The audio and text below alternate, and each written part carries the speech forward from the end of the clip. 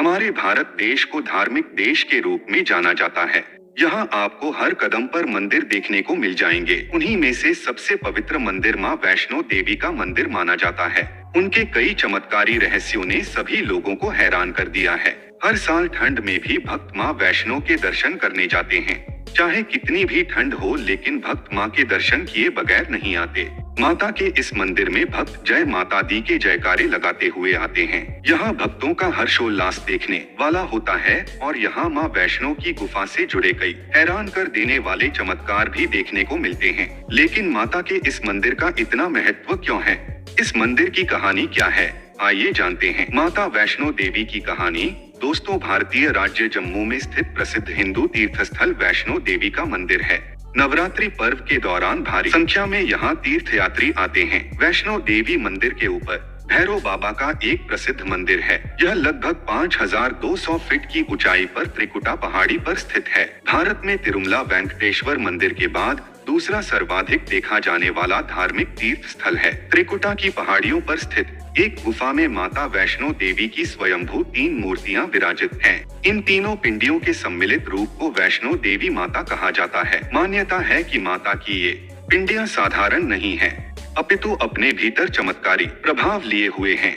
यह आदि शक्ति के 3 रूप हैं। पहली पिंडी ज्ञान की देवी माँ महासरस्वती की है, दूसरी पिंडी धन की देवी माँ महालक्ष्मी की है और तीसरी पिंडी शक्ति स्वरूप माँ महाकाली की मानी जाती है। ऐसा माना जाता है कि जो भी भक्त दिल से इन 3 पिंडियों के दर्शन करता है, उसे ज्ञान, धन और बल तीनों की प्राप्ति हो जाती है। इस स्थान को माता का भवन कहा जाता है।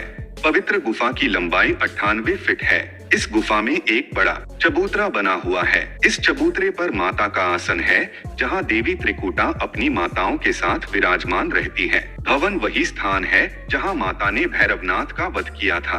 प्राचीन गुफा के समक्ष भैरव का शरीर मौजूद है और उसका सिर उड़कर 3 किलोमीटर दूर भैरव घाटी में चला गया और शरीर यहाँ रह गया। जिस स्थान पर सिर गिरा, आज उस स्थान को भैरवनाथ के मंदिर के नाम से जाना जाता है। कहा जाता है कि एक बार त्रिकुटा की पहाड़ी पर एक सुंदर कन्या को देखकर भैरवनाथ उसे पकड़ने के लिए दौड़े, तब वो कन्या वायु रूप में बदलकर त्रिकुटा पर्वत की ओर चली गई। भैरवनाथ भी उनके पीछे भागे। माना जाता है कि तभी मां की रक्षा के लिए वहां पवन पुत्र हनुमान पहुंच गए। हनुमान जी को प्यास लगने पर माता ने उनके आग्रह पर धनुष से पहाड़ पर बाण चलाकर एक जलधारा निकाली और उस जल में अपने केश धोए। फिर वही एक गुफा में प्रवेश कर माता ने 9 माह तक तपस्या की और वहां हनुमान जी ने पहरा दिया। उस दौरान एक साधु ने भैरवनाथ से कहा कि तू जिसे कन्या समझ रहा है, वो आदिशक्ति जगदम्बा है, इसलिए उस महाशक्ति का पीछा छोड़ दे। भैरवनाथ ने साधु की बात नहीं मानी। तब माता गुफा की दूसरी ओर से मार्ग बनाकर बाहर निकल गई। ये गुफा आज भी अर्धकुमारी या आदि कुमारी या गर्भजून के नाम से प्रसिद्ध है। अर्धकुमारी के पहले माता की चरण पादुका भी है। ये वो स्थान है जहाँ माता ने भागते भागते मुड़कर भैरवनाथ को देखा था। अंत में गुफा से बाहर निकलकर कन्या ने देवी का रूप धारण किया और भैरवनाथ को वापस चले जाने के लिए कहकर वापस गुफा में चली गईं, लेकिन भैरवनाथ नहीं माना और गुफा में प्रवेश करने लगा। भैरवनाथ भी उनके पीछे पीछे गया। इसके बाद मां ने हनुमान जी को बुलाया और उनसे अनुरोध किया कि अगले 9 माह तक किसी भी प्रकार से भैरवनाथ को व्यस्त रखें और देवी की रक्षा करें। आज्ञानुसार 9 माह तक हनुमान माता की रक्षा के लिए भैरवनाथ के साथ इस गुफा के बाहर थे। पौराणिक तथ्यों के अनुसार माता की गुफा पर पहरा दे रहे हनुमान जी ने उसे युद्ध के लिए ललकारा और दोनों का युद्ध हुआ। लेकिन जब वे निढाल होने लगे, तब माता वैष्णवी ने महाकाली का रूप लिया और भैरवनाथ का सिर काट दिया।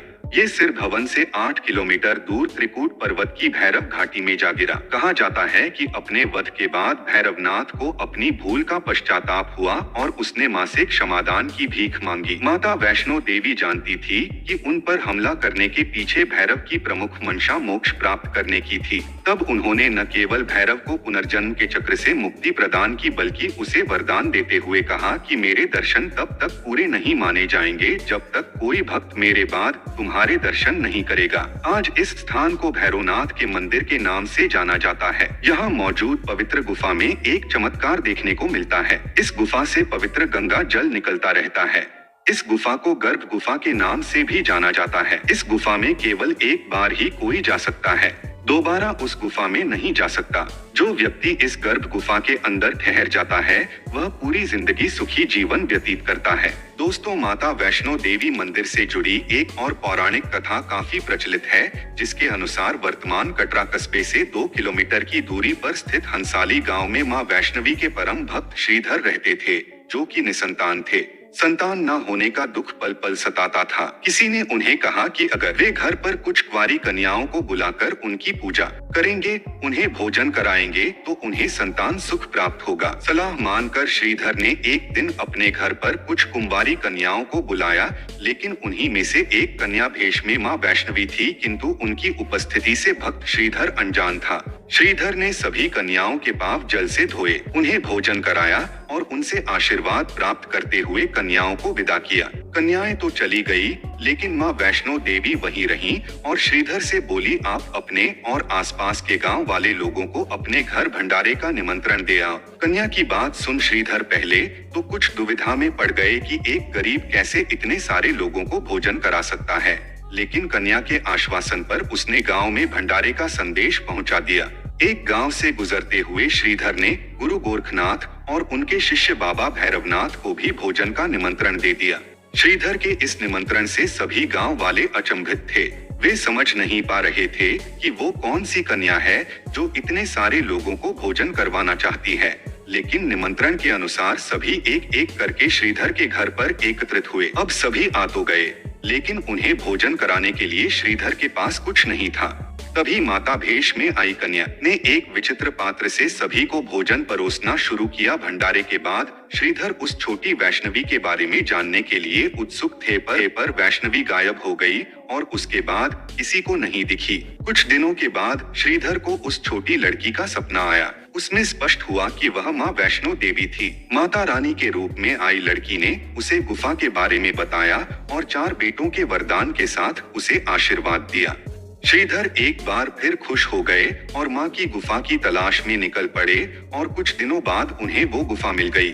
तभी से वहां पर माता के दर्शन के लिए श्रद्धालु जाने लगे। बताया जाता है कि माता के दर्शन के लिए जिस रास्ते का इस्तेमाल किया जाता है वो असल में प्राकृतिक रास्ता नहीं है, बल्कि यहाँ आने वाले श्रद्धालुओं की बढ़ती संख्या को देखते हुए 1977 में इस रास्ते का निर्माण कराया गया था, जिसमें एक गुफा में लोग मंदिर के लिए प्रवेश करते हैं और दूसरी गुफा से बाहर निकल जाते हैं। तब से लेकर आज भी इसी रास्ते से गुजरकर मां के भक्त उनके दर्शन को जाते हैं। प्राचीन ग्रंथ ऋग्वेद में भी इस त्रिकूट पर्वत का वर्णन किया गया है। मान्यता है कि माता पार्वती के आशीष का तेज इस गुफा पर पड़ता है, जिसकी आराधना में 33 कोटि देवता हमेशा लगे रहते हैं।